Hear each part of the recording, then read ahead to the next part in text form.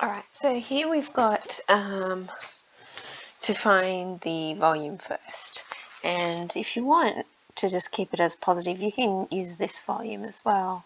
So it's going to be exactly the same.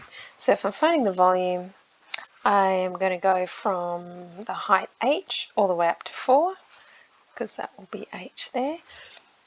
H up to 4 on the y-axis, and that will be, I'm going to use all these circles, and the radius will be basically the x value is the radius. So I've got pi r squared being x squared.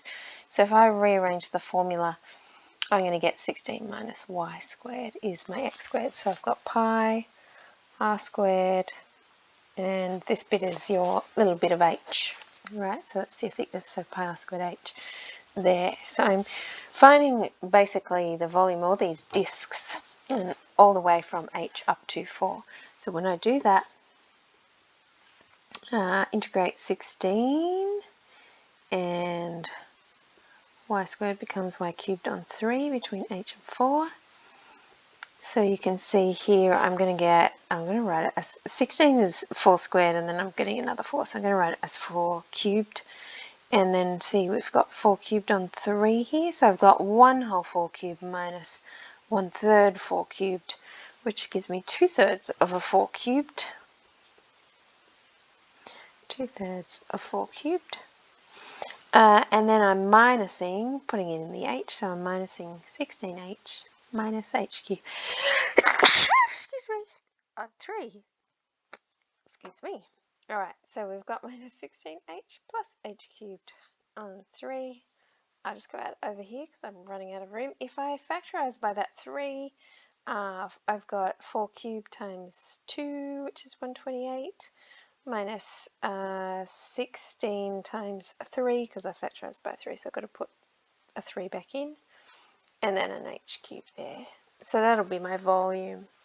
Now, I'm interested in the surface area of the top of the, so if there's this little pool here, the circle that is the top of there, and in order for me to find the radius r of that circle, which of course is the x value, it's going to be just like it as if it was here. It's going to be the x value when the y value is h. So when y is h, what is our radius or our x value?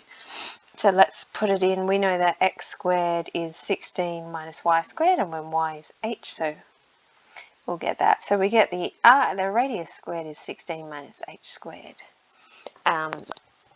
So when I'm looking for my surface area, I've got pi r squared, and my r squared in this case is 16 minus h squared.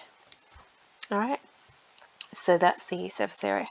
So if we go back to what we had before, which was volume equaling pi on 3, 128 minus 48 h plus h cubed, and we want dv dt. Is that what we're finding? Yep, that's what we're finding. So I've got minus, so this first term gives me nothing when I differentiate with respect to t. The next term I will get that pi, I've still got the pi on 3, and I've got, so I'll have minus 48 pi on 3. H is in terms of t, so h dot. So and then here I'm going to have 3 pi, it's already pi on 3, but 3 pi on 3 h squared times h dot. So differentiating implicitly. And if we, let's factorize by minus pi and h dot, because they've both got an h dot. So I'll get a 16 here, and a pi and h dot. I will get an h squared here, and that will be a minus here. There we go. All right. So really I've got minus pi h dot, well, you've got it there, minus pi h dot 16 minus h squared, and we know that area is pi, so really minus h dot, and the rest is area. So you can see if d v dt is minus ka, our minus k is going to be our minus dh dt there. So the depth of the water is changing, the rate at which the depth of water is changing is negative k. So remember, this h value here is getting more and more, so it's getting greater, and it's proportional to, I think, the surface area.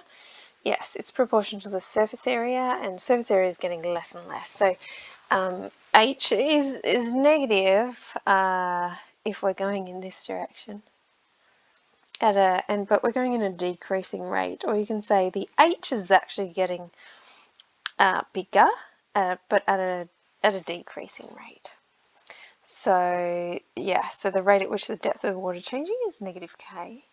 So now if we have an initial puddle that is 2 centimeters deep, so initially we've got a height of 2 there, and our k we're given is 0.025 centimeters every minute.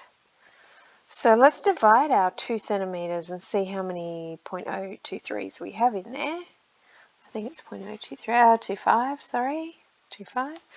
Sorry about the mess. And you'll get 80. So it's going to take us 80 minutes to evaporate, or 1 hour and 20 minutes. Same, to evaporate.